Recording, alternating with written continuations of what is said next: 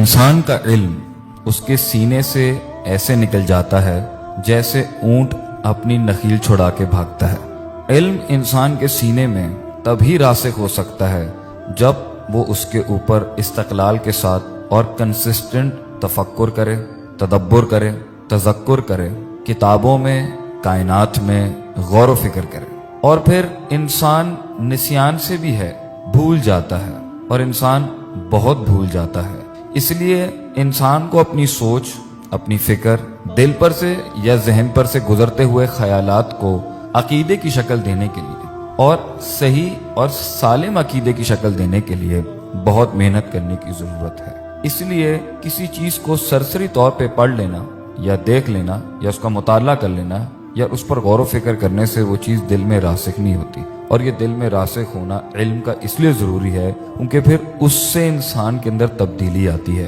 उसकी सोचों में तब्दीली आती है, उसकी जज्बात में तब्दीली आती है, उसकी अमल करने की सलाहियत के अंदर तब्दीली आती है, उसकी सोच के अंदर जो नशेब व फराज थे उसमें दवाम आना शुरू होता है, उसमें मुस्तकिल मिजाजी आना शुरू होती है, उसमें यकीन आना शुरू होता है। जब इंसान के दिल के हालात इतने सेंसिटिव हैं और इतने हसास हैं किसी भी चीज़ को लेके, तो इंसान को चाहिए था कि वो अपने खालिक के बारे में, इस ज़िंदगी के बारे में, इस दुनिया के बारे में, इस मकसद के बारे में, इसके बाद सज़ा और जज़ा के उस सिलसिले के बारे में, जन्नत के बारे में, जहन्नम के बारे में, उम्मत के बारे में, लोगों के बारे में, माजी की गुजरी हुई कौमों के हवाले से, नबी अकरम सल्लल्लाहु अलैहि वसल्लम की ज़ात के हवाले से, सहाबा किराम की ज़िंदगी के हवाले से उसे बार बार इस पर गौर व फिक्र कर करके उसे अपने दिल में रासिक करना चाहिए था। हकीकत और बातिल इसके बीच में तफरीक उसको बार बार सोच कर डालनी चाहिए थी ताकि उसके अंदर से एक वक्त गुजरने के बाद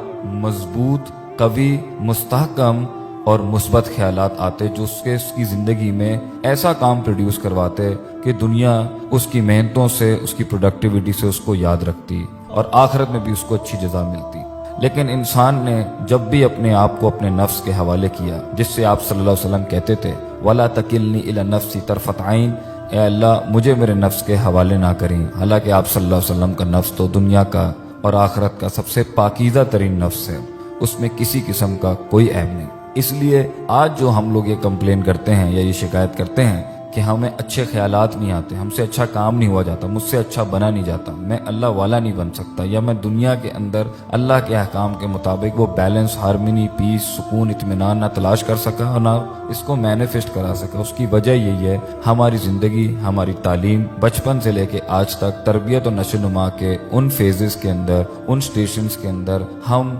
लॉस्ट, कस्लान, काहिली, सुस्ती, माजूरी और कमजोरी के ऐसे बाब बांधते आए हैं जिसके अंदर हमने ना अपने ऊपर गौर किया, ना खालिक पे गौर किया, ना दुनिया पे गौर किया, ना अपने मकसद पे गौर किया, ना अपनी हार पे गौर किया, ना अपनी जीत पे गौर किया, ना अपनी खुशियों पे गौर किया। और सबसे बड़ी बात जिस वजह से अल्लाह ने हमें इस दुनिया में भेजा था, जो चैलेंज शैतान ने अल्लाह को दिया था कि वला तजिदु अक्सरहुम शाकिरीन, तो इनको शुक्र गुजार नहीं पाएगा। इसलिए तो आज हमें महसूस ही नहीं होता कि हमें अपनी हर नेमत पर जो अल्लाह ने हमें दी है, सांस है, आंखें हैं, सोच है, दोस्त हैं, रिश्ते हैं, जिस्म है, कुव्वत गोयाई है, देखने की ताकत है, दिल धड़क रहा है, खून चल रहा है, दुनिया के अंदर पैसा भी आ रहा है, माल भी आ रहा है, दौलत भी आ रही है, औलाद भी आ रही है, और जो तकलीफें भी हैं वो उतनी बड़ी नहीं है, और जो हैं वो सर पर नहीं चढ़ गई, और जो हैं वो आहिस्ता आहिस्ता कम हो रही हैं, और अगर कुछ लंबी भी हैं तो वो कम से कम हमारी सोच और फिक्र को ठीक ही कर रही हैं, हमें आजी इंकिसारी लेके आ रही हैं। हम इन सब पर इसलिए गौर व फिक्र नहीं करते क्योंकि आज हमारा नज़रिया ही ये हो चुका है कि एक जगह पर पहुंचो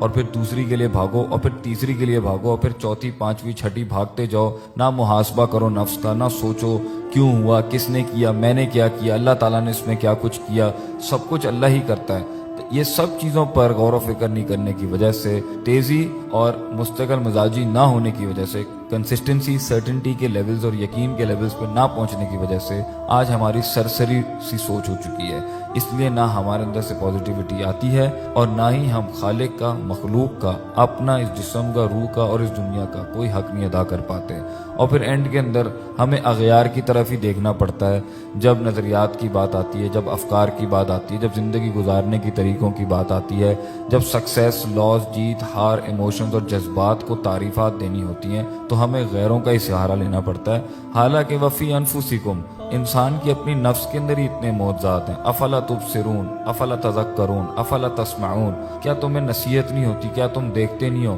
اللہ تعالیٰ تو اس دنیا کو دکھا کے، اپنے اندر غور و فکر کرا کے، اللہ کی ذات کے بارے میں سوچ کے، اور جس طریقے سے وہ انسان کے معاملات کریٹ کرتا ہے، اس سے انسان کو کمال تک لے کے جانا چاہتے ہیں، جہاں وہ حقیقتوں کو دیکھ سکے، باطل کو بھی پہچان سکے، حق اور باطل کی تفریق کر سکے، اس فینٹیسی سے، اس خیالی دنیا سے باہر نکلے جس میں اس شیطان نے اور ہماری نفس نے ہمیں الجھا کے رکھا ہوا ہے، تاکہ ہم اپنے مقصد پر آئیں، اللہ کی ذات کا اس کامل طریقے سے شکر ادا کریں جس کا اللہ تعالیٰ نے ہم کو حکم بھی دیا، جس کے لیے ہمیں تخلیق بھی کیا، اور جو شیطان کا چیلنج بھی تھا۔ اللہ تعالیٰ ہمیں اس دنیا میں غور و فکر کرنے والا، سوچنے سمجھنے والا، راسخ عقیدے والا، اور اپنی پختہ بنیادوں کے اوپر مستقل مزاجی سے کھڑے رہنے والا اور اس پر استقامت اختیار کرنے والا بنائے۔ وآخر دعوانا ان الحمدللہ رب العالمین۔